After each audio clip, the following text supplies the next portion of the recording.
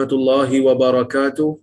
Alhamdulillah nahmaduhu wa nasta'inuhu wa nastaghfiruh wa na'udzu billahi min shururi anfusina wa min sayyiati a'malina. May yahdihillahu fala mudhillalah wa may yudlil fala hadiyalah. Asyhadu an la ilaha illallah wahdahu la syarikalah wa asyhadu anna Muhammadan 'abduhu wa rasuluh. Allahumma salli wa sallim ala Muhammad wa ala alihi wa sahbihi ajma'in. Ya ayyuhalladzina amanu taqullaha haqqa tuqatih wa la tamutunna illa wa antum muslimun. Ya ayyuhan nasu taqu rabbakumul ladzi khalaqakum min nafsin wahidah wa khalaqa minha zawjaha wa batha minhuma rijalan katsiran wa nisaa'a wattaqullaha alladzi tasaaluna bihi wal arham innallaha kana 'alaykum raqiba. Ya ayyuhalladzina amanu taqullaha wa qulu qawlan sadida yuslih lakum a'malakum wa yaghfir lakum dhunubakum wa may yuti'illaha wa rasulahu faqad faza fawzan 'azima. Fa inna asdaqal hadithi kitabullah wa khairal hadi hadi Muhammad wa syarral umuri muhdatsatuha wa kullu muhdatsatin bid'ah wa kullu bid'atin dalalah. Amma ba'd. Muslimin dan muslimat yang dirahmati oleh Allah Subhanahu wa taala sekalian, alhamdulillah pada petang ini kita dapat bersama-sama berhimpun dalam kuliah secara atas talian ini untuk kita sambung balik buku yang kita baca, iaitu buku yang asalnya ditulis di dalam bahasa Arab yang ditulis oleh Syekh Muhammad Al-Arifi bertajuk Nihayatul Alam, yang mana telah pun diterjemahkan di dalam bahasa kita, bahasa Melayu. Tajuk dia Pengakhiran bagi Alam. Dan kita nak sambung hari ini pada bab yang ke-18 insya-Allah, iaitu ittiba' sunanil umamil madiyah. Di antara tanda-tanda kiamat yang kecil, kita masih lagi membicarakan berkenaan dengan tanda kiamat yang kecil. Di antara tanda kiamat yang kecil pada bab yang ke-18 ini kita nak bincang fasal dia adalah ittiba' sunani al-umamil madiyah. Mengikut, meniru sunan, tata cara, cara hidup, perkara-perkara umat-umat yang terdahulu. Jadi sunan tu diambil daripada perkataan sunnah. Sunnah dari sudut istilah betul lah, sesuatu yang disandarkan kepada Nabi, sesuatu yang terbit daripada Nabi sallallahu alaihi wasallam. Tapi sunan kat sini bukan sunnah pada istilah, tetapi pada bahasa. Pada bahasa, maksudnya perkataan tu makna literal, dia bukan makna istilahi, bukan makna term, bukan special term. Special term dalam Islam bila sebut sunnah, sesuatu yang terbit daripada Nabi. Tapi yang ni sunnah dari segi bahasa, cara hidup secara umum. Jadi bila penulis mengatakan ittiba' sunanil umamil madiyah, maksudnya kita meniru di tanda-tanda akhir zaman nanti ni akan ada manusia, bahkan ramai manusia akan mengikut tata cara, cara hidup, cara pakai orang-orang yang sebelum daripada kita. Baik, apa maksud orang-orang yang sebelum daripada kita, umat-umat terdahulu? Kita akan tengok dalam hadis di mana para sahabat juga mempunyai soalan yang sama macam ni, dan Nabi sallallahu alaihi wasallam menjawabnya. Baik, apa kata Syekh? Min a'zamil fitan allati btuliya bihal muslimun fitnatut taqlidil a'ma. Dia kata di antara fitnah yang terbesar yang mana orang-orang Islam diuji dengan fitnah tersebut ialah fitnah mengikut secara membabi buta. Mengikut taqlidul a'ma ni, ikut buta. Tiru secara buta, tanpa menyaring, tanpa menyemak, tanpa bertanya, ikut aja. Dan fitnah kat sini bukan bermaksud tuduh orang ataupun kita kata buat cerita dan sandarkan pada orang. Yang ni bukan. Bila disebut min a'zamil fitan, di antara bencana, fitnah ataupun fitan dalam bahasa Arab ataupun bahasa syariah bermaksud bencana. Di antara bencana terbesar yang orang-orang Islam diuji dengannya adalah bencana mengikut secara buta. Wat tashabbuh al-muqit, bi'adatin wa akhlaqil yahud wan nasara. Dan kita menyamakan diri kita, menyamakan diri dari sudut adatnya, dari sudut akhlaknya, dengan akhlak Yahudi dan Nasara. Jadi perkara ini merupakan perkara yang telah disebutkan oleh Nabi sallallahu alaihi wasallam 1400 tahun dulu dah. Nabi kata akan berlaku benda ni. Akan berlaku fenomena ni. Fenomena di mana orang Islam berlumba-lumba nak mengikut orang yang terdahulu. Wa qad akhbara an-nabiyul karim sallallahu alaihi wasallam bi anna fariqan min ummatihi sayuqalliduna al-umam ad-dallah min al-yahudi wan nasara fi 'adatihim wa taba'ihim wa hayatihim. Dan Nabi sallallahu alaihi wasallam telah pun mengkhabarkan, Nabi yang mulia sallallahu alaihi wasallam telah mengkhabarkan bahawasanya akan ada satu kumpulan daripada kalangan umat dia yang akan mengikut secara buta umat-umat yang sesat daripada Yahudi, daripada Nasara, dari sudut adat mereka, dari sudut tabiat mereka, dan dari sudut hayat mereka ataupun kehidupan mereka. Maksud Nabi SAW dah bagi tahu dah, tata cara hidup, adat, tabiat akan ikut Yahudi dan Nasara. Baik. Di mana Nabi sebut fa'an Abi Hurairah radhiyallahu anhu qala qala Rasulullah sallallahu alaihi wasallam la taqumu as-sa'ah hatta ta'khudha ummati bi akhdhil qurun qablaha shibran bi shibrin wa dhira'an bi dhira'in. Faqila ya Rasulullah kafarisin wa rum. Faqala ومن الناس إلا أولئك. Hadis riwayat Al-Imam Al-Bukhari. Maksudnya daripada Abu Hurairah radhiyallahu anhu, dia berkata, kata Nabi sallallahu alaihi wasallam, la taqumu as-sa'ah, kiamat tidak akan bangkit, kiamat tidak akan bangkit, kiamat tidak akan berlaku hatta ta'khudha ummati bi akhdhil qurun, sehingga umat aku akan mengambil seperti mana ambilan kurun-kurun sebelum daripada umatku. Maksudnya umat aku ni akan mula mengambil cara hidup orang-orang sebelum dia, shibran bi shibrin wa dhira'an bi dhira'in, sejengkal demi sejengkal dan sehasta demi sehasta. Sejengkal ni macam ni. Ni jengkal. Hasta daripada ujung ni sampai ujung. Sejengkal demi sejengkal, sehasta demi sehasta. Kita dok ikut, kita dok follow orang-orang sebelum kita.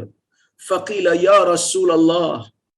Maka ada seorang sahabat bertanya, ya Rasulullah, wahai Rasulullah, kafarisin warum, adakah maknanya kita akan bertemu dengan satu kumpulan manusia daripada kalangan umat Islam ini di akhir zaman sebelum daripada kiamat? Adakah mereka ni akan ikut cara hidup, tabiat, penampilan orang-orang sebelum kita seperti mana penampilan orang Farsi dan juga Rom? Adakah orang yang umat kita sebahagiannya akan ikut ni orang Parsi dan juga orang Rom? Parsi kita tahu merupakan bangsa Parsi yang beragama Majusi, yang bukan Islam sebelum daripada kedatangan Nabi sallallahu alaihi wasallam. Dan Rom ialah bangsa yang beragama Kristian di zaman Nabi SAW, terutamanya Rom Timur lah, yang kita panggil sebagai Bizantin.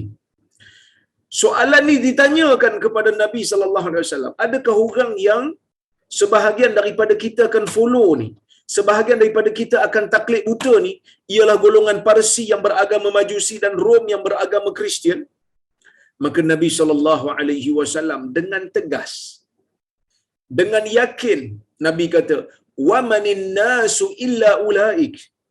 Siapakah lagi manusia jika bukan mereka? Jika bukan mereka yang umat kita sebahagiannya akan ikut, siapa lagi kita nak ikut? Maka Nabi sallallahu alaihi wasallam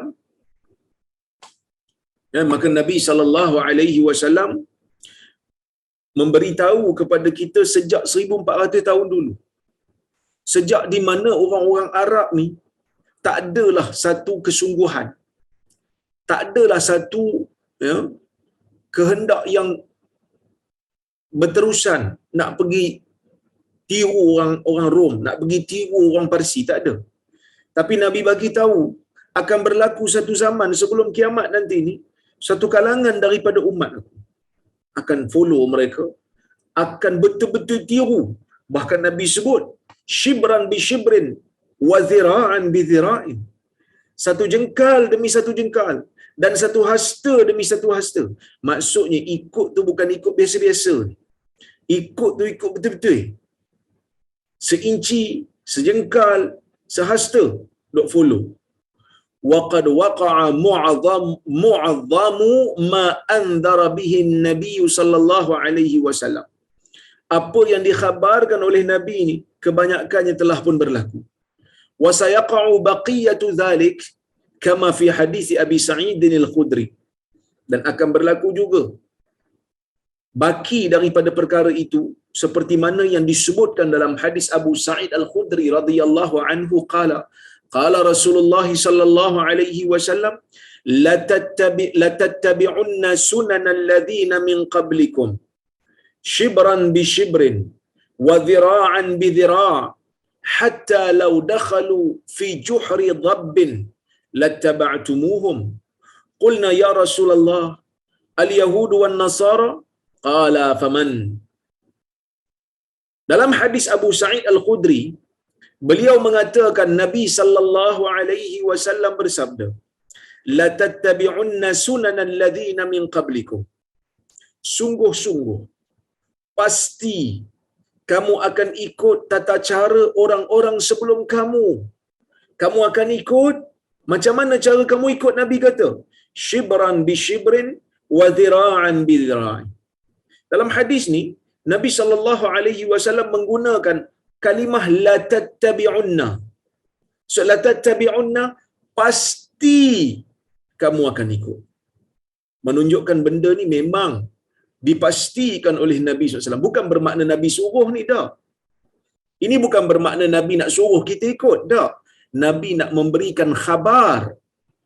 Nabi SAW nak bagi tahu yang mana dalam khabar itu berbentuk, khabar itu ada, betul, tetapi khabar itu berbentuk peringatan.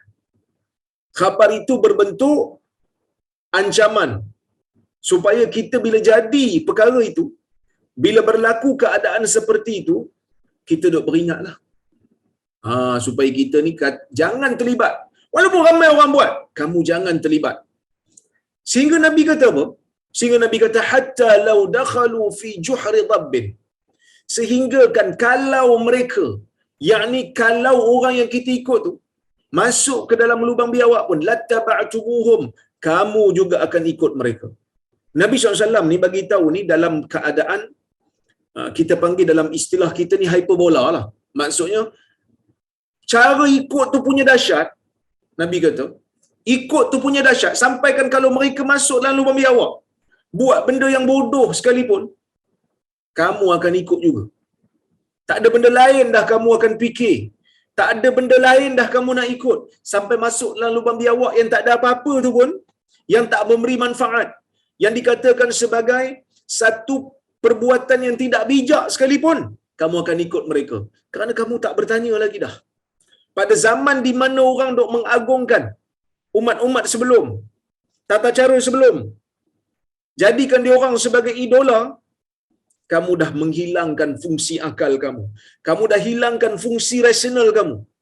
Fungsi rasional, relevan, dah tak ada fikir dah. Yang penting, ikut mereka. Tiru mereka. Teruk macam mana pun, tak bijak macam mana pun, dangkal macam mana pun, kita duk ikut, kita duk follow. Para sahabat bertanya, qulna ya Rasulullah, al-Yahud wan Nasara? Qala faman. Maka Rasulullah SAW ni pun bila ditanya oleh para sahabat, adakah orang yang kami ikut sejengkal demi sejengkal, sehasta demi sehasta tu Yahudi dan Nasara ya Rasulullah? Nabi kata, faman, siapa lagi? Jika bukan mereka, siapa lagi? Kata Qadhi Iyad rahimahullah, dia kata, asyibru wa dhira' wa dukhulul juhur tamthil lil iqtida' wa taqlidu lahum. Perkataan syibir, perkataan jengkal, dan perkataan hasta, dan juga perkataan masuk dalam babi awak, itu merupakan satu perumpamaan. Nak bagi tahu kita memang follow, kita memang ikut, kita memang tiru sebiji-sebiji apa yang dilakukan oleh mereka. Ni Nabi SAW nak berikan peringatan. Ya. Nak berikan peringatan kepada kita bahawasanya kita perlu berhati-hati bila keadaan ini berlaku. Yang mana bila keadaan ini berlaku, tuan-tuan, kita akan menjadi satu umat yang tidak ada jati diri lagi dah. Kita akan jadi satu umat yang malu mungkin dengan keadaan kita sendiri. Kita akan jadi satu umat yang mana umat yang sangat-sangat merendah diri, yang tak bangga pun dengan sejarah kita. Kita melihat pada hari ini, begitu banyak trend, begitu banyak budaya, begitu banyak tata cara yang bukan berasal daripada kita, tetapi dimasukkan hanya kerana kekuatan media yang ada, yang datang daripada negara barat dan juga negara-negara yang bukan daripada asalnya Islam. Jadi sebab itu, tuan-tuan dan puan-puan, ini merupakan ancaman Nabi sallallahu alaihi wasallam. Kita tak boleh jadi bangsa yang hanya mengikut 100%. Kita kena menjadi bangsa yang berhak untuk saring, yang berhak untuk pilih mana satu baik dan mana satu tak baik. Bukan bermakna bila kita kata Nabi SAW sebut dalam hadis ni kita ikut sejengkal demi sejengkal, sehasta demi sehasta, seolah-olah macam larangan untuk mengambil manfaat daripada teknologi mereka. Bukan bermakna kita dihalang untuk bekerjasama dengan mereka dalam perkara-perkara yang baik. Tidak. Bahkan kalau kita tengok di dalam hadis, Nabi SAW sendiri ketika menjadi pemerintah di Madinah, Nabi pada asalnya tidak memakai cincin. Nabi asal tak pakai cincin pun. Ya. Tetapi kalau ya, Nabi tak pakai cincin dan tak cop mohor pada cincin tu, pada kertas yang Nabi tulis tu, maka orang-orang ataupun pembesar-pembesar kerajaan ni tak baca surat yang ada cop mohor. Maka sebab itulah Nabi SAW mula mengambil cincin. Itu adalah salah satu daripada perkara yang boleh kita ambil selagi mana benda tu bermanfaat. Selagi mana benda tu bermanfaat, tidak menjadi masalah, dibenarkan di dalam agama. Tapi dalam hadis ni, maksudnya kita dilarang untuk ikut buta tanpa ada saringan, tanpa menyaring. Yang dilarang ni, kita yang pertama, kita tak boleh ikut buta terutama dalam masalah syiar agama. Syiar agama orang kafir. Kita pakai je pakaian tu, confirm dah orang nampak kita mewakili agama tu. Itu tak boleh. Yang kedua, kita main ikut tanpa saringan. Ikut aja. Tapi kalau kita selain daripada urusan agama, kita nak ambil manfaat daripada gaya hidup mereka, setelah kita saring dan nilai ada manfaat, maka tak jadi masalah lah untuk kita ambil. Sebab itu kata Syekh, dia kata apa? Wa taqlidul yahudi wan nasara al mazmum laisa al maqsud bihi an natabadala ma'ahum at tajarub al ilmiyah wa nastafidu min mukhtara'atihim wat taratib al idariyah wa ghairiha mimma la yukhalifu dinana. Nampak dia kata, meniru orang-orang Yahudi dan orang Nasrani yang dicela itu bukanlah maksudnya kita bertukar-tukar pengalaman ilmu ataupun kita kata eksperimen ilmu, ataupun bukan bermaksud kita ni dilarang untuk mengambil manfaat daripada teknologi yang mereka ada, susunan pengurusan yang mereka ada, sedangkan benda tu tak bercanggah dengan agama. Yang ni tak dilarang. Yang dilarang tu, kata Syekh, innamat taqlidul mazmum an nuqallidahum fi libasihim wa adatihim wa kaifiyati ta'amulatihim al-ijtimaiyah. Sesungguhnya taklid ataupun kita kata peniruan yang dicela ialah kita meniru mereka dalam pakaian mereka yang merupakan syiar agama, adat mereka, dan bagaimana mereka berurusan al-ijtimaiyah, bagaimana mereka berurusan dalam urusan komuniti yang bercampur aduk tanpa mengasingkan ataupun tanpa menjaga batas-batas pergaulan, membuka hijab, ya, dan juga pengurusan kewangan mereka yang bercanggah dengan kita seperti mana riba dan sebagainya. Jadi yang dimaksudkan dengan halangan, ya, yang dimaksudkan dengan larangan untuk kita mengikut Yahudi dan Nasara ialah larangan pada agama dan larangan pada urusan dunia tanpa ada saringan ataupun penilaian. Kita kena saring, kita kena nilai. Kalau betul-betul bermanfaat, kita boleh pakai. Bahkan sebenarnya kalau tengok kuliah kita ni pun dilaksanakan secara dalam talian. Kita orang kata lakukan dalam teknologi yang dibangunkan oleh orang bukan Islam sendiri. Tapi kita saring, tengok benda bermanfaat tak bermanfaat. Okey, kita bagi sebab bermanfaat.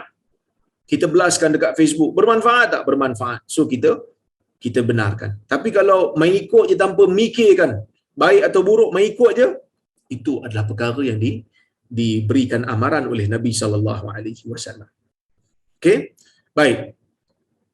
Kita pergi kepada bab yang berikutnya iaitu bab yang ke-19. Wiladatul amati rabbataha. Seorang hamba perempuan melahirkan tuannya. Baik. Min alamati sa'ah an talidal mar'atul amatu al-mamlukatu waladan yakunu lahu siyadah 'alaiha. Di antara tanda kiamat juga apabila seorang perempuan hamba yang dimiliki oleh orang lain melahirkan anak yang mana anak itu ada hak, kita panggil apa, anak dia tu merdeka, anak dia tu kira macam tuan kepada perempuan tersebut. Macam mana tu? Wadzalika bi ayyata ar-rajul al-hur amatahu ay jariyatahu al-mamluka bi milkil yamin fatahmilu minhu summa tunjibu walada fayusbihu al-walad shaban hurran wa abuhu hayy wa ummuhu la tazalu amatan mamlukatan fayakunu al-walad bimathabati sayyidi li ummih. Macam mana tu? Dia berlaku apabila seorang lelaki yang merdeka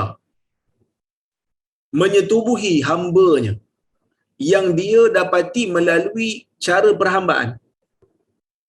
Lalu perempuan tu, hamba tu mengandungkan anak lelaki tu, mengandung anak tuanya. Kemudian dia melahirkan anak, maka anak tu menjadi seorang lelaki yang merdeka. Ayahnya hidup sedangkan maknya masih lagi hamba. Maka anak tu seolah-olah macam tuan kepada ibunya sedangkan ibunya tu melahirkan dia. Ibunya hamba, anak dia merdeka. Fa fi hadis Jibril annahu sa'ala an-nabiy sallallahu alaihi wasallam 'an as-sa'ah. Dalam hadis Jibril dia bertanya kepada Nabi SAW berkenaan dengan kiamat. Faqala wa sa'ukhbiruka 'an asyratiha. Nabi kata, aku akan bagi tahu tentang petanda kiamat. Idza waladatil amatu rabbataha. Apabila hamba perempuan melahirkan tuannya. Hadis riwayat Muslim. Ada yang kata betul, ini makna dia adalah makna literal. Seorang tuan bersetubuh dengan hamba perempuannya, dapat anak. Anak tu merdeka, hamba tu still perempuan. Hamba perempuan tu still hamba. Ada yang kata tak. Ada yang kata hamba-hamba perempuan sudah mula melahirkan raja-raja. Maksudnya, anak perempuan dia, anak lelaki dia tu akan jadi raja pada masa akan datang. Sedangkan mak dia adalah hamba. Dikatakan begitu maknanya. Ada juga yang kata maksud hamba lahirkan tuan bahasa metafora, bahasa kiasan. Macam mana kiasan?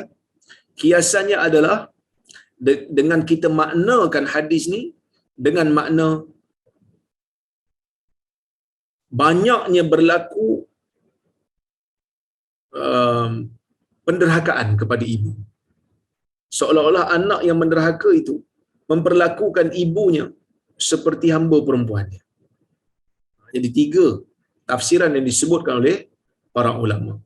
Cuma nak bagi tahu perkara ini akan berlaku di akhir zaman. Okey, kita tengok pada bab yang ke-20. Bab yang ke-20 disebutkan di dalam bab ini zuhurun nisa'il kasiyatil 'ariyat. Munculnya golongan wanita yang berpakaian tetapi telanjang. Syekh menyebutkan wa min alamati sya'ah intisharu tabarruji was-sufur. Di zaman ini dia kata tanda kiamat berlaku apabila perempuan mula menzahirkan diri dalam keadaan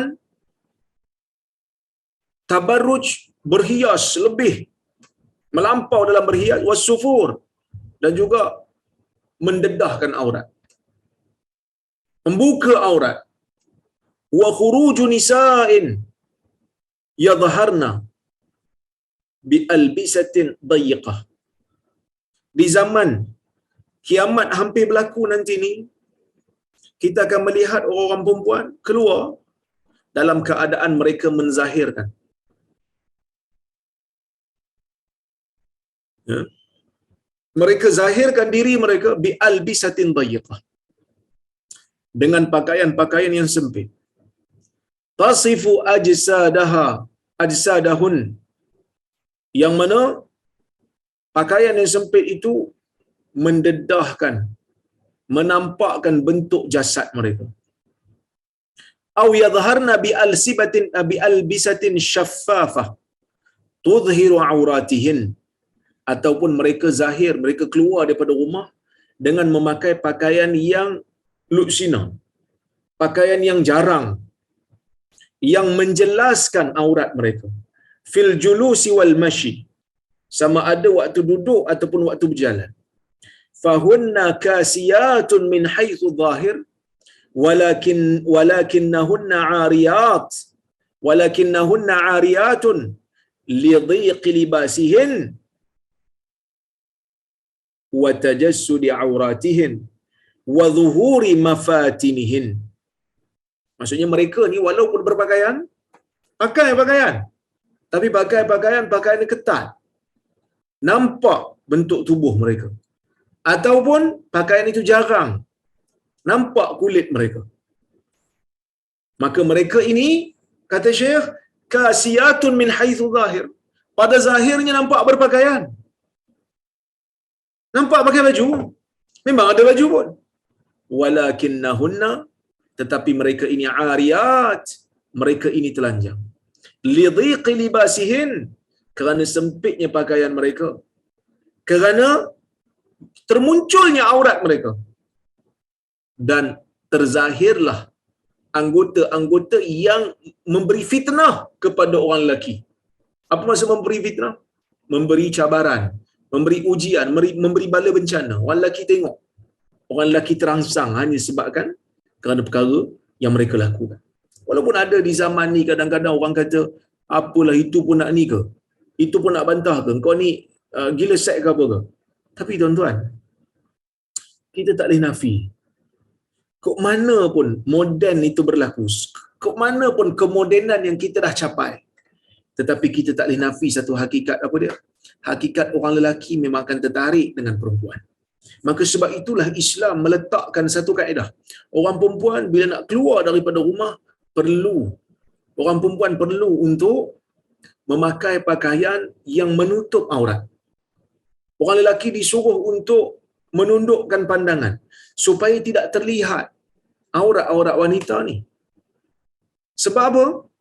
Sebab memang Allah Ta'ala jadikan lelaki tu macam tu.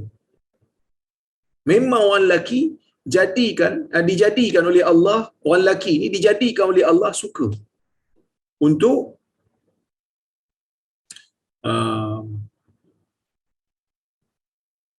melihat orang perempuan dan tiba-tiba terangsang.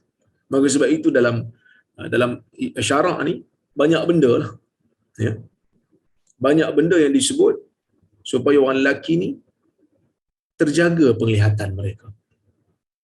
Sebab tu kalau solat berjemaah pun, orang perempuan duduk belakang. Orang perempuan ni duduk belakang bila salat, bila berjemaah. Kenapa orang perempuan duduk belakang? Supaya orang lelaki tak terlihat dia. Kalau orang lelaki salat berjemaah, orang lelaki duduk di belakang, orang perempuan duduk di depan. Ini bahaya, tuan-tuan. Ini bahaya. Jadi kalau boleh, ya, kita ni orang lelaki ni, kalau boleh lah, bukan kata kalau boleh, mesti paksa diri untuk jaga pandangan. Yang ni disuruh oleh agama. Dan orang perempuan disuruh untuk menutup aurat.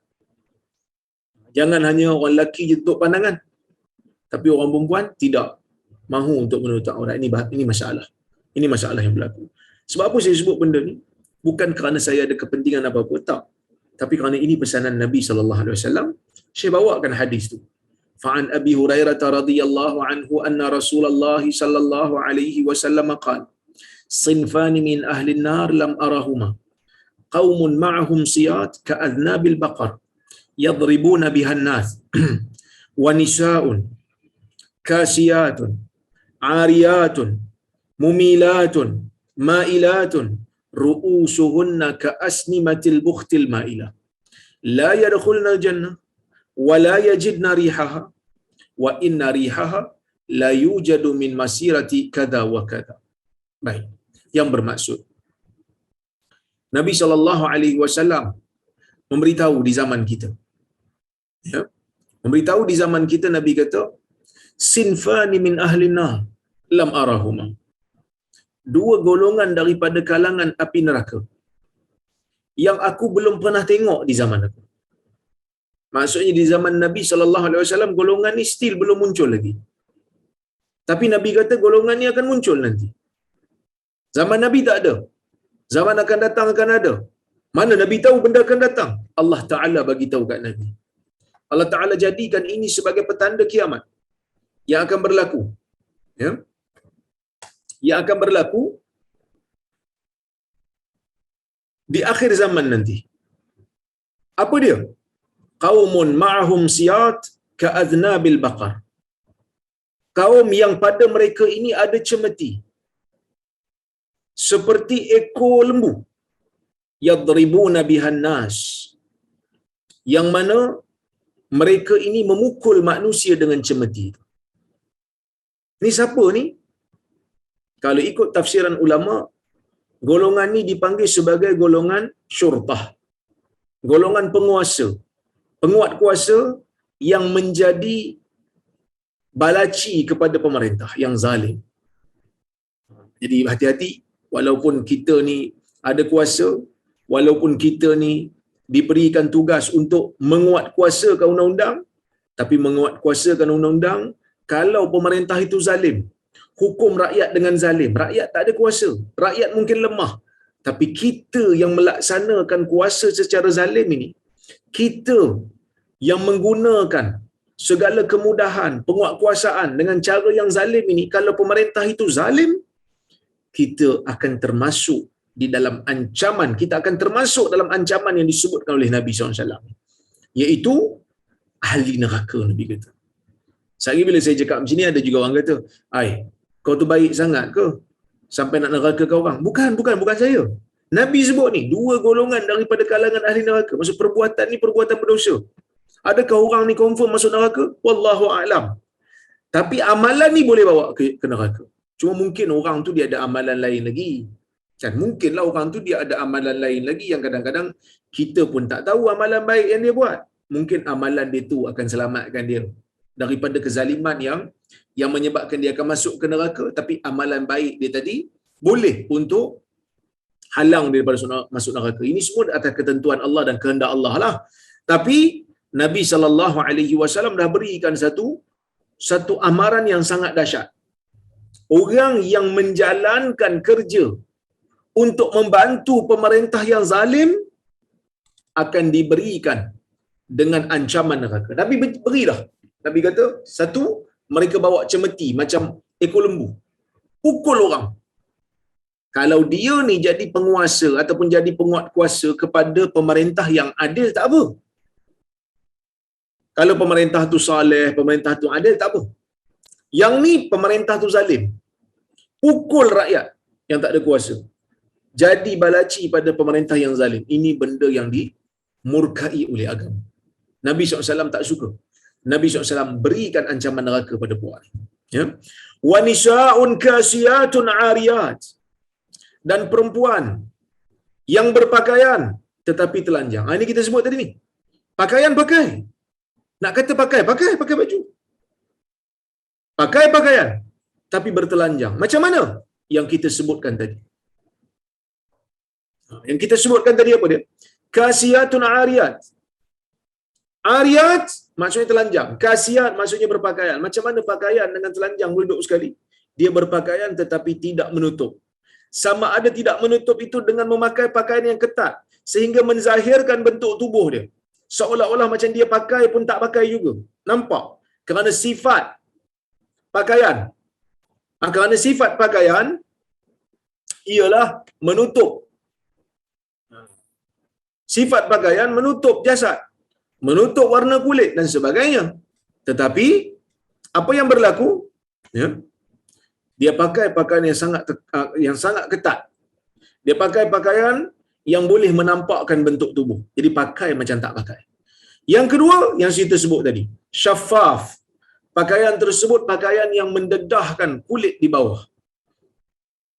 Menjelaskan apa yang berada di bawah. Ma'ilat. Mumilat. Ma'ilat ialah condong. Condong ataupun tergelincir daripada ketaatan kepada Allah. Allah Ta'ala suruh pakai pakaian yang menutup aurat. Dia tak ikut. Allah Subhanahu Wa Ta'ala arahkan dia untuk pakai pakaian yang longgar supaya tidak mendedahkan bentuk tubuh. Dia tak ikut. Mumilat. Dia mengajak orang lain untuk ikut dia. Dia mempengaruhi orang lain untuk follow dia. Dia mempengaruhi orang lain untuk ikut cara dia yang salah. Ini bahaya tuan-tuan. Terutamanya golongan influencer. Kadang-kadang kita pun takut juga. Menjadi satu trendsetter pula. Jadi satu trend. Dia menetapkan trend.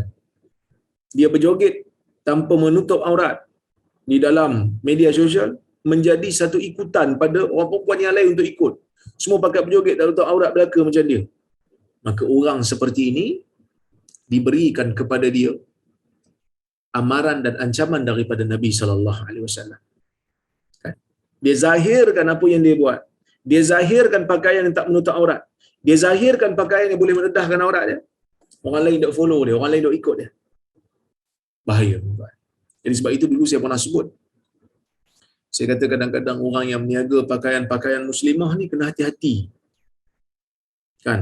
Pakaian muslimah, busana muslimah kena pastikan betul-betul menepati dress code Islam. Jangan buat pakaian muslimah, nama pakaian muslimah, nama busana muslimah, tetapi muslimahnya tak ada. Hanya busana aja. Ala-ala macam muslimah tapi tidak menepati. Ini bahaya. Kadang-kadang bila pakai tudung, telinga terkeluar, pakai tudung, tengkuk terkeluar. Mungkin ada yang kata kat saya, biarlah ustaz pakaian dia. Betul, pakaian dia.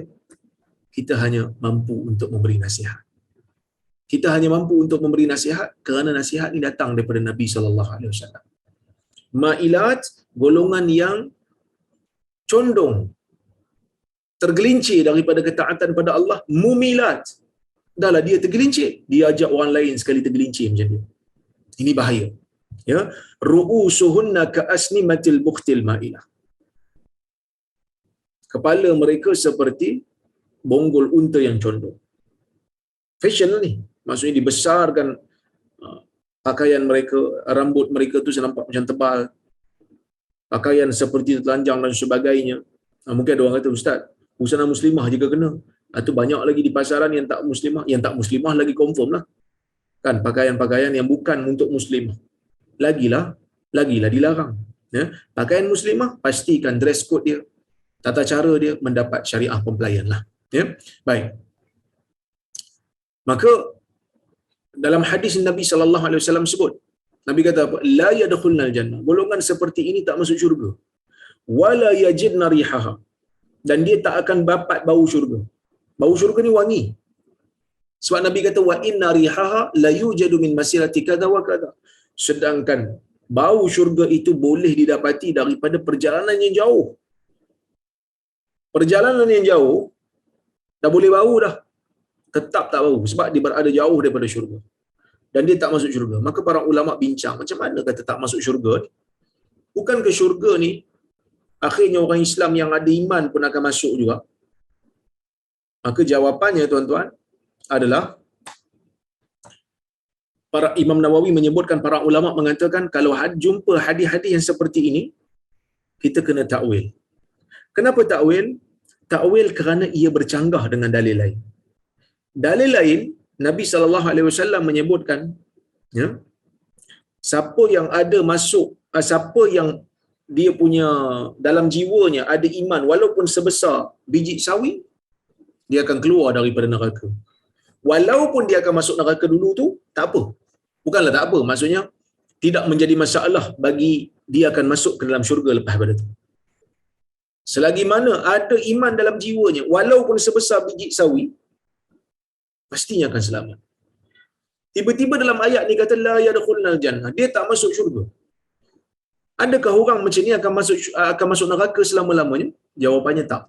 Kalau dia ada iman walaupun sebesar biji sawi, dia tak masuk syurga ketika mana orang lain masuk syurga. Maksudnya dia masuk syurga tu lewat. Ketika mana orang lain ramai masuk syurga, tak masuk neraka, dia dimasukkan oleh Allah ke dalam neraka dulu. Tu first. Tu tak wilam pertama. Maksudnya la yadkhulul jannah, dia tak masuk syurga bersama dengan orang lain yang masuk. Dia akan masuk lewat sebab dia kena azab dulu. Ada juga yang kata memang betul-betul dia tak masuk syurga sebab dia menghalalkan perbuatan menedahkan aurat. Sedangkan perbuatan menedahkan aurat itu haram. Secara sepakat para ulama, dia kata mendedahkan aurat ini halal. Sesiapa yang mengatakan mendedahkan aurat ini halal, maka dia telah menjadi kafir. Bila kafir, maka dia tak dapatlah masuk syurga. Sebab dah jadi kafir. Nah, jadi benda yang bahaya tuan-tuan, yang Nabi SAW ingatkan kita. Jadi sebab itu, kita doalah tuan-tuan, agar keluarga kita, anak-anak kita, kalau boleh, kita didik mereka supaya mereka ini boleh melazimkan diri menutup aurat, tidak memakai pakaian yang mendedahkan aurat masing-masing. Kerana benda ni benda yang kadang-kadang bahayalah. Benda yang membahayakan. Okey. Kemudian kita pergi kepada bab yang berikutnya, fasal yang berikutnya 21. Tatawulil hufatil urati ru'atu sya' bil bunyan. Orang yang tidak berkasut, yang tidak berpakaian, yang merupakan gembala kambing, tiba-tiba berlumba meninggikan bangunan. Kata Syekh, min alamati sya'ah allati zaharat wa akhbaraha an-nabiy wa akhbara anha an-nabiy sallallahu alaihi wasallam tabahi an-nas bil imarat wa zukhrufatil buyut ba'da an kanu hufatan uratan yar'un al-ghanam. Di antara tanda-tanda kiamat yang telah pun terzahir, yang telah pun berlaku, dan Nabi SAW dah bagi tahu tentangnya, iaitu apa dia? Tabahin nas bil imarat. Manusia mula berbangga-bangga dengan imarat, bangga dengan bangunan-bangunan. Wa zukhrifatil buyut, dan juga bangga dengan perhiasan-perhiasan rumah. Ba'da an kanu hufatan urah, selepas daripada mereka ini dulunya merupakan orang yang tidak berkasut, tidak berpakaian, yar'unal ghanam, dan mereka ini memelihara kambingnya. Bila benda ni berlaku? Setelah daripada pembukaan kota yang berlaku selepas daripada zaman Nabi SAW. Begitu banyak harta-harta, begitu banyak kemewahan-kemewahan, wa syuyu'ut tanafus 'ala dunya, dan mula orang berlumba-lumba untuk mendapatkan habuan dunia. Benda ni dah berlaku dah zaman ni. Tuan-tuan pergi tengok dekat Dubai, tengok. Kan? Tuan-tuan pergi tengok dekat Dubai, yang mana dekat Dubai orang dah mula bukan kata dah mula, lama dah mula meninggikan bangunan yang kita pun tengok begitu bersungguh dia. Begitu bersungguh dia sampai kan nak cita-cita dia tu nak mengalahkan orang-orang lain. Okey, baik. Kata Syekh, fa'an Umar ibn Khattab radhiyallahu anhu fi hadis Jibril wa maji'ihi li Rasulillah sallallahu alaihi wasallam wa su'alihi 'anil Islam wal iman wal ihsan wa 'anis sa'ah akhbarahu an amaratiha. Akhbarahu sallallahu alaihi wasallam an amaratiha. Hadis daripada Umar bin Khattab radhiyallahu anhu. Pada hadis Jibril, ketika mana Jibril datang kepada Nabi SAW, Jibril bertanya tentang Islam, Nabi jawab. Jibril bertanya tentang iman, Nabi jawab. Jibril bertanya tentang ihsan, Nabi jawab. Dan Jibril bertanya tentang kiamat, yang ni Nabi kata mal mas'ulu anha bi'a'lama minasail. Tidaklah orang yang ditanya ini lebih tahu daripada orang yang bertanya. Nabi SAW tak jawablah bila kiamat tu. Kan? Nabi SAW tak bagi tahu. Sebab Nabi sendiri pun tak tahu. Nabi pun tak tahu. Jadi, apa yang berlaku? Jibril alaihi salam bertanya Nabi SAW tentang tanda-tanda kiamat. Wa akhbirni an amaratiha. Barulah Nabi bagi tahu dekat Jibril. Nabi kata, amarat. Nabi kata di antara petanda kiamat, antalidal amatu rabbataha, ya, hamba perempuan melahirkan tuannya. Ini kita dah hurai tadi. Wa antaral hufatal urah ru'atus sya. Dan apabila kamu melihat orang yang berkaki ayam, yang tidak berpakaian lengkap, pengembala kambing, yatatawaluna fil bunyan, mereka berlumba-lumba meninggikan bangunan. Okey. Dalam riwayat yang lain, riwayat Musnad Ahmad, wa ra'aitul hufatal ura wa ra'aital hufatal jiya'a al-'ala kanu ru'usan nas fadzalika min ma'alimi as-sa'a wa asyratiha. Dan apabila kamu melihat orang tak berpakaian, manusia yang lapar, miskin, menjadi pemimpin bagi manusia, ini merupakan tanda kiamat. Qila ya Rasulullah wa man ashabu sya' wal hufat al-jiya' al-'ala.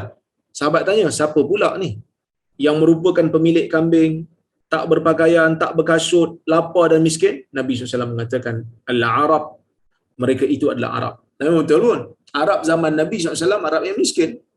Kerana bumi mereka kontak. Kan, tiba-tiba hari ini menjadi negeri yang terkaya.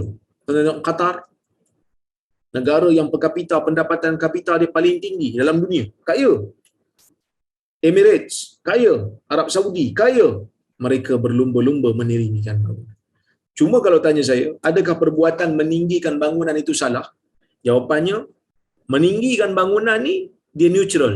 Boleh jadi salah, boleh jadi betul. Bila yang jadi betul? Bila kita tinggikan bangunan, bila ada keperluan, tidak ada salah guna kuasa, tidak ada penipuan, tidak ada pembaziran, memang kita perlu dan buat. Tapi kalau meninggikan bangunan hanya sekadar untuk berlumba dengan menzalimi rakyat, menekan rakyat, menggunakan harta rakyat secara membazir, maka itu telah menjadi perkara yang dilarang.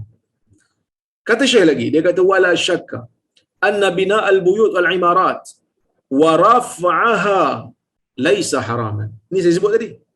Tidak syak lagi. Dia kata sesungguhnya membina rumah, membina bangunan dan meninggikannya bukanlah haram, dia kata.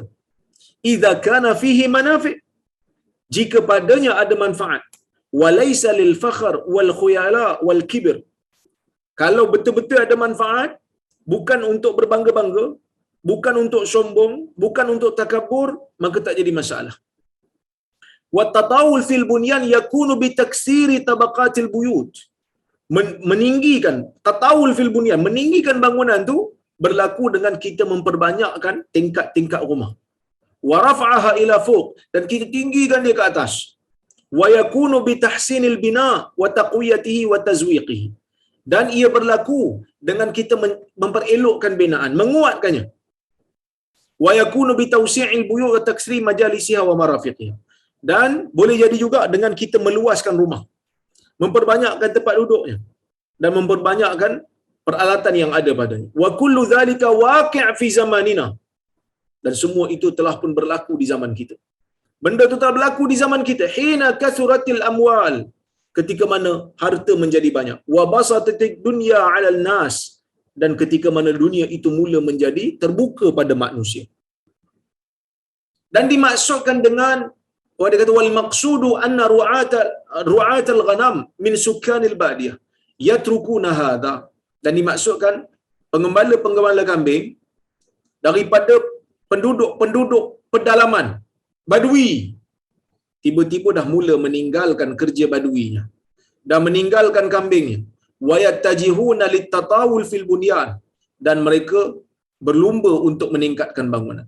Wa tanafu ala wajhil kibir wal fakhr wal khuyaya fi bina'il buyu' wal imarat wal abraj fa kullun yabni yuridu an yakuna irtifa'uhu a'la min irtifa'il akhar.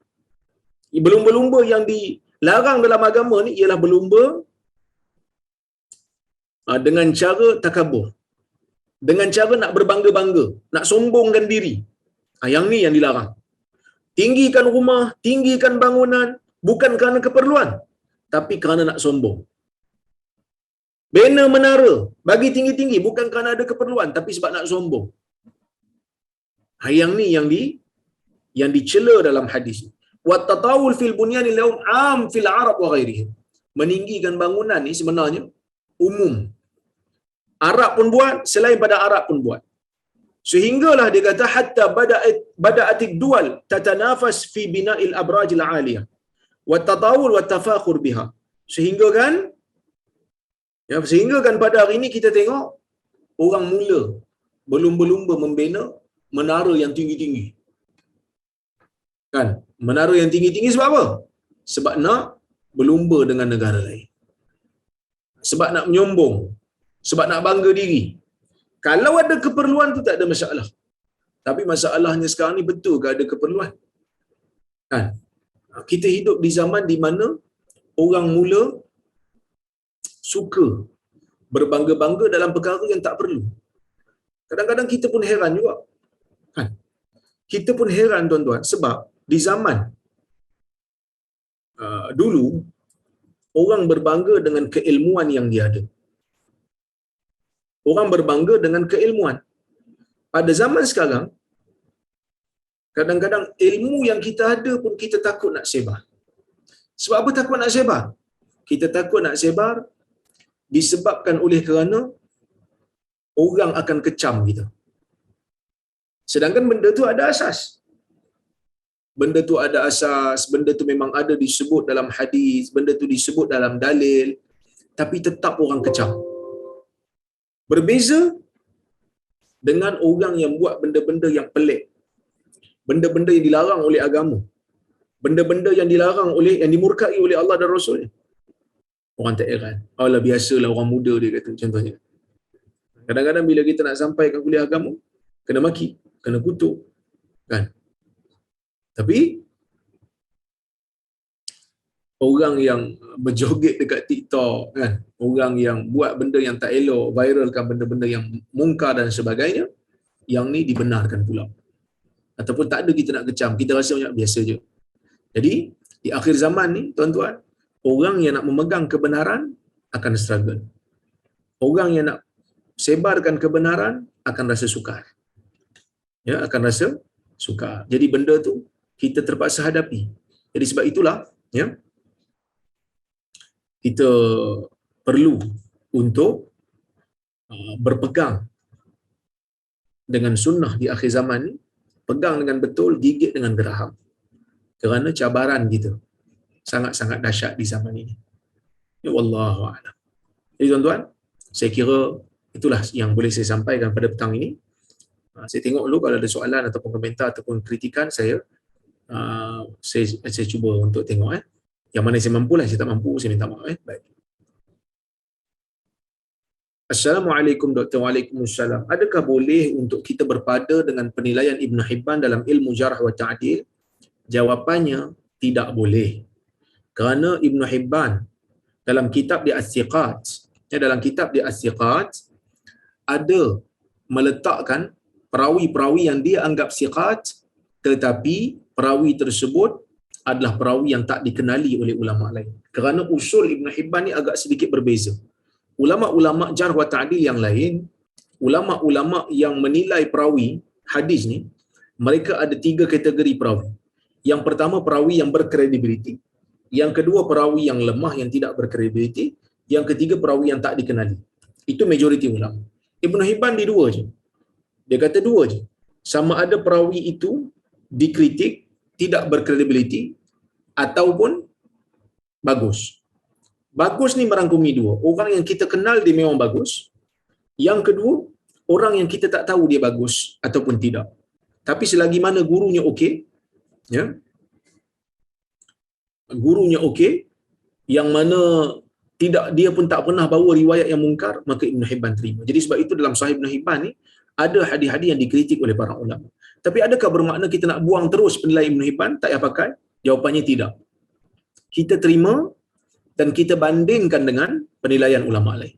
Sebab kadang-kadang Ibn Hibban ni juga, walaupun dia agak bermudah-mudah menerima perawi yang tak dikenali, tapi ada keadaan juga dia kritik perawi-perawi yang elok pun ada juga. Perawi itu orang lain puji, dia kritik dahsyat pun ada juga. Inilah membuktikan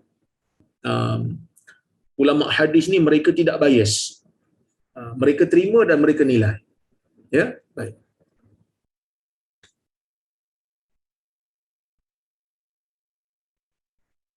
Assalamualaikum Dr. Waalaikumsalam. Saya nak tanya 2 soalan. Apa status hadis solat sunat 4 rakaat isyak ganjaran seperti malam Al-Qadar? Pertama, saya nak sebut solat selepas isyak, ba'diyah isyak, merupakan perkara yang ada dalam agama. Benda yang dituntut dalam agama, benda yang sunnah. Tetapi ganjaran seperti malam Al-Qadar, ia tidak sahih daripada Nabi SAW. Ia sahih daripada sebahagian sahabat dan sebahagian salafus salih. Berkemungkinan para sahabat dan salafus salih ini mereka nak menggalakkan kita untuk melakukan salat ba'diyah selepas salat isyak, tapi ia tidak sahih daripada Nabi ganjaran itu. Baik. Mana tadi hilang pula.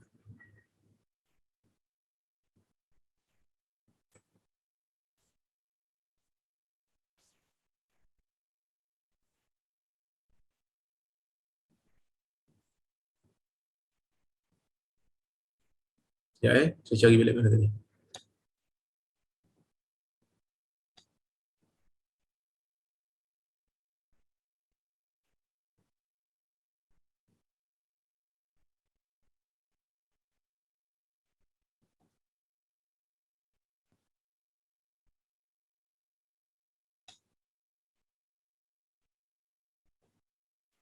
Okey. Ini ada soalan yang kedua tadi. Saya tinggal mana tadi? Ya. Apa hukum telan kahak dan hingus dalam mulut? Apakah batal puasa?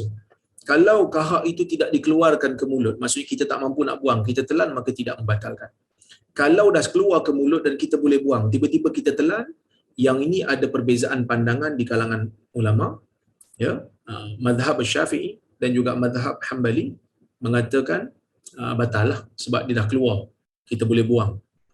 Tapi ada sebahagian ulama, ya, mengatakan tidak batal. Ada juga yang mengatakan tidak batal, tapi elakkanlah, buanglah, kerana kita boleh buang. Ya, kita boleh buang. Jadi janganlah kita mendedahkan puasa kita dengan bahaya, keluar daripada khilaf. Okey.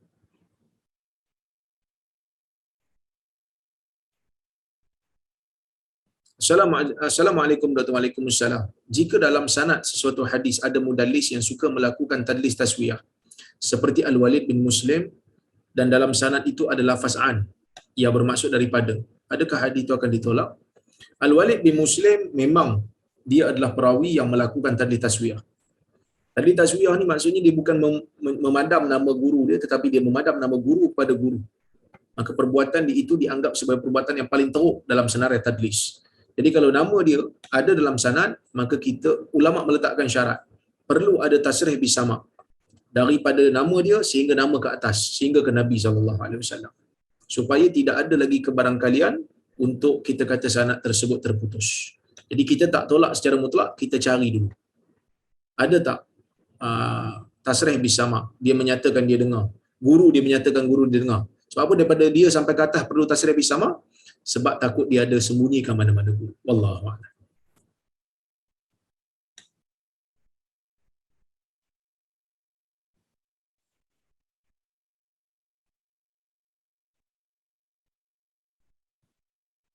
Assalamualaikum warahmatullahi wabarakatuh. Saya nak tanya soalan. Misal kata waktu solat dah hujung-hujung, kita baru sedar subuh. Misal kata kita nak solat berjemaah dengan isteri, kita tunggu yang lain bersiap, ambil wudu. Soalan saya, mana lebih afdal? Solat sendiri untuk kejar waktu takut lewat atau tunggu juga jemaah? Kalau kita tunggu sehingga terlepas waktu, maka perbuatan tersebut haram. Dan amatlah tak wajar buat benda haram untuk mendapatkan fadilat sunat. Jadi kalau kita boleh tunggu dalam keadaan kita boleh salat dalam waktu, kita tunggu kerana dapatkan fadilat berjemaah. Tapi kalau sampai kepada kita yakin kalau tunggu ni, kita percaya kalau tunggu ni akan salat di luar waktu, dan kita salat dulu. Orang lain boleh masuk kemudian. Wallahu a'lam.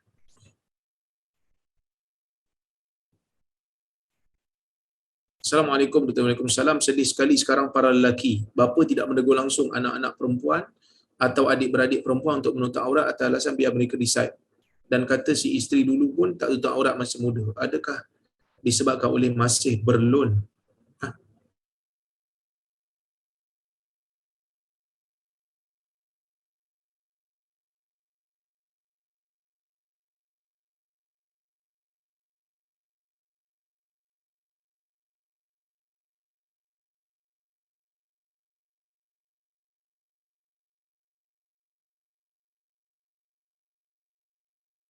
So, kita juga kena tegur lah. Kita juga kena tegur.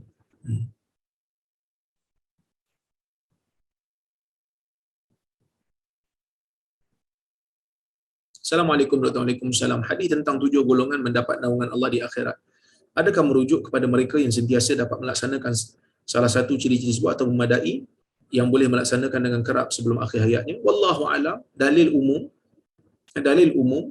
ada yang kerap confirm masuk, yang sekali-sekala kita doakan masuk. Rahmat Allah Taala itu luas. Yang penting kita jangan hanya buat sekali lah, kita buat berkali-kali. Sehingga lekatlah sifat tu pada kita. Wallahu a'lam.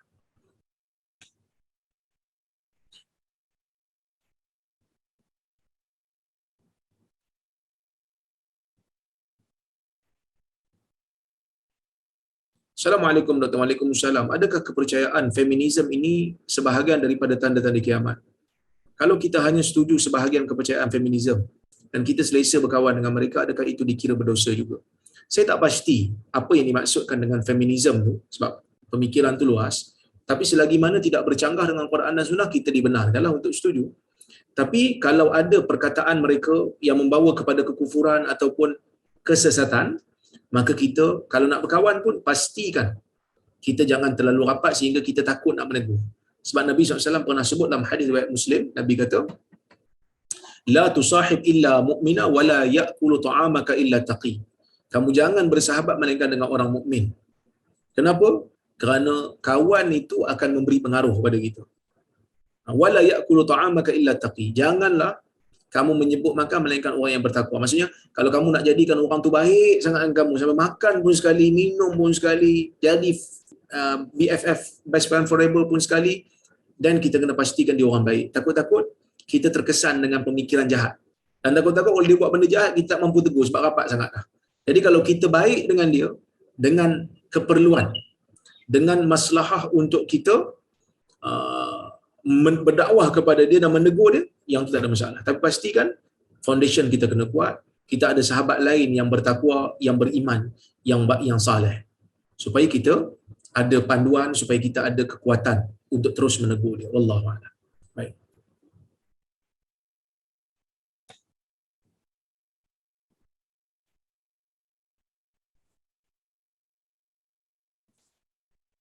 Saya solat tarawih tidak selesai bersama imam. Tapi masuk solat qiyam sebelum subuh saya selesai solat bersama imam. Adakah saya mendapat pahala ibadah sepanjang malam? Wallahu a'lam. Yang penting kita salat bersama imam daripada awal sampai subuh, sampai subuh lah, sampai selesai, kita dah dikira dapat. Daripada awal kita salat bersama dengan imam, maka insya-Allah kita akan dapat pahala bersama, menghidupkan malam bersama dengan imam. Maksud kita dah dikira sebagai orang yang berqiyam, seolah-olah macam qiyam satu malam. Ya, satu malam. Baik.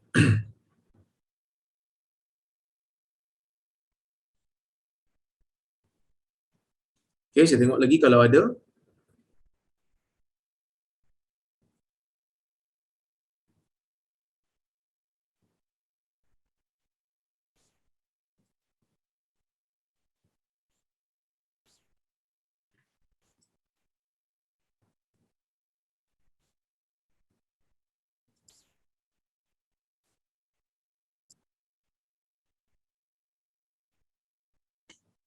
Okey.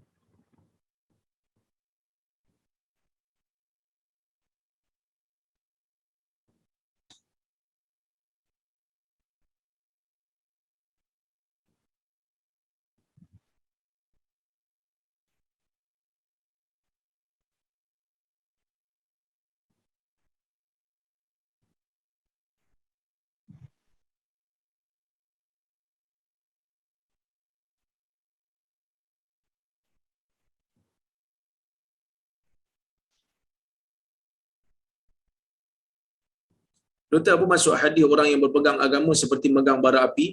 Maksudnya berpegang dengan agama di zaman terkemudian ini sukar. Seperti mana sakitnya kita pegang bara api.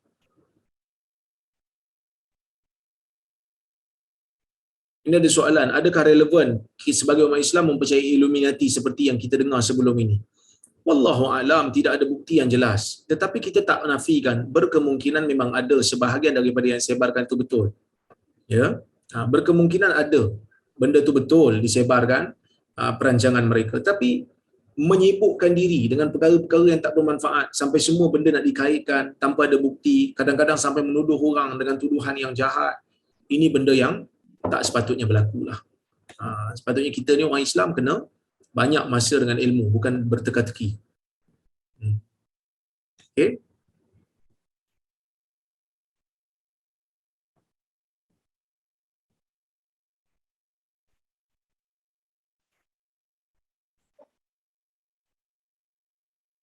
Assalamualaikum warahmatullahi wabarakatuh. Adakah yang 8 rakaat tapi mereka nak dapat fadilat witir bersama imam?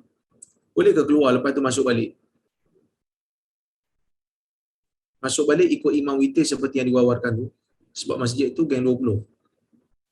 Dia dapat pahala bersolat dengan imam, tapi kelebihan bersolat bersama dengan imam yang Nabi sebut tu tak dapatlah, sebab dia dah meninggalkan imam. Sebab dia kata, Nabi kata man salla ma'al imam, sesiapa yang bersolat bersama imam.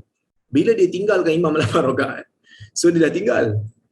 Kan? Jadi itu tak dapatlah, ya.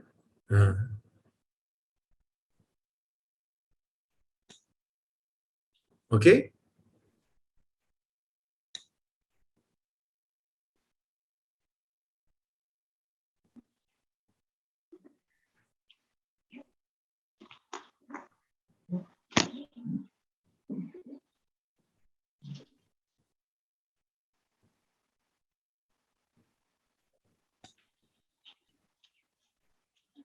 Ni pakai baju lengan pendek, lepas tu pakai stocking.